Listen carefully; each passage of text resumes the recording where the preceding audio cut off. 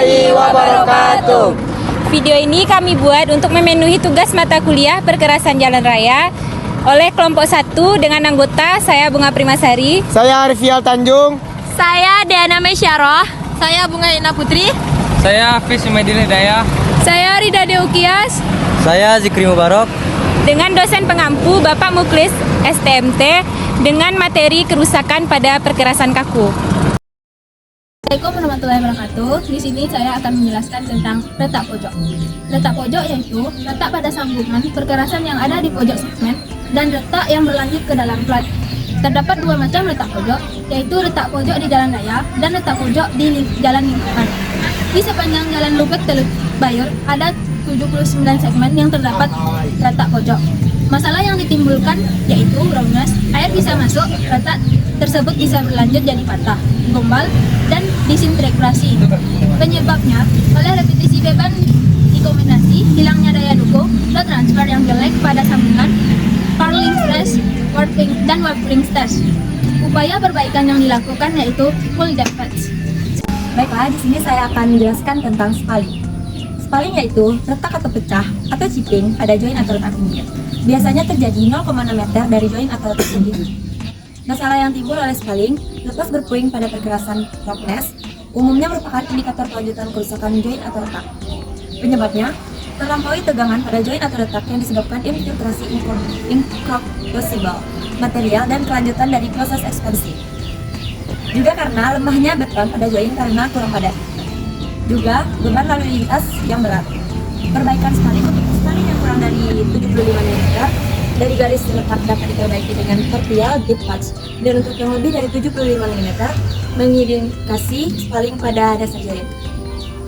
Dari survei yang kami lakukan sepanjang jalan Lubek hingga Teluk Bayur terdapat 33 kerusakan spaling yang akan dijelaskan dan dilampirkan di laporan.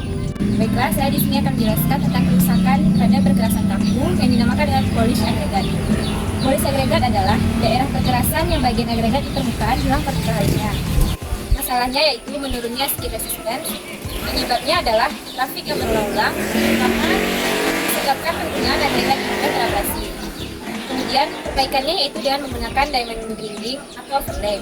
Dari jalan yang kita survei dari Bukit Lalu sampai dengan Teluk Bayur, terdapat 88 kerusakan polish agregat yang akan dilampirkan pada laporan. Sekian, terima kasih. Di sini saya akan menjelaskan tentang retak reaktif agregat. Bentuk atau retak terpola pada permukaan plat disebabkan reaksi agregat. Hal ini disebabkan penggunaan persenyawaan kimia. Penyebab kualitas agregat yang jelek umumnya reaksi agregat alkali.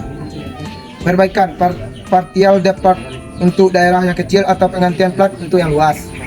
Di sini hasil survei kami tentang retak reaktif agregat terdapat 5. Mungkin untuk gambaran banyak terlampir di laporan. Baiklah, di sini saya akan menjelaskan tentang kerusakan pop-out, yaitu kerusakan berlubang. Sebagian kecil perkerasan yang pecah dan lepas dari permukaan yang meninggalkan bekas lubang kecil. Ukuran diameternya 25 sampai 100 mm dengan kedalaman 25 sampai 50 mm. Penyebab pop-out yaitu durabilitas agregat yang jelek akibat freeze-thaw, expensive agregat, reaksi alkali agregat. Perbaikan kerusakan kecil tersendiri tidak perlu diperbaikan kecuali rusak yang luas diperbaiki dengan partial depth patch. Dari hasil survei kami yang kami lakukan dari Lubek sampai Teluk Bayur, ditemukan 5 segmen yang mengalami kerusakan pop-out. Di sini saya akan menjelaskan tentang patching atau gambalan. Daerah perkerasan yang telah diganti dengan material baru pada perkerasan yang ada. Tambalan tetap dianggap kerusakan walaupun berfungsi secara baik. Penyebab dari patching atau gambalan itu kerusakan perkerasan setempat yang telah dibuang dan dilapang. Untuk perbaikan patching atau gambalan hanya dengan cara membongkar dengan overlay atau penggantian plat. Dari hasil survei yang kami lakukan terdapat sebanyak 7 gambalan. Saya akan menjelaskan tentang retak memanjang. Jenis kerusakan ini terjadi dari berbagai macam kerusakan sesuai dengan namanya, yaitu retak memanjang pada perkerasan.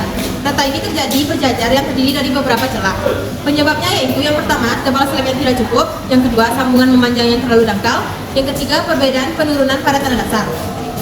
Solusi dari retak memanjang yaitu Untuk retak blok dengan lebar retak kecil dari 5 mm, penanganannya dengan mengisi aspal celah retaknya. Dan untuk retak blok dengan lebar lebih dari 5 mm, penanganannya dengan rekonstruksi parsial. Sekian. Baiklah, di sini kami akan menjelaskan tentang retak lintang. Retak lintang umumnya terjadi tegak lurus pada jalan. Adapun penyebabnya yaitu terjadinya looping. Yang kedua, karena tebal selingan tidak cukup. Dan yang ketiga, karena penggergajian memadai yang terlambat.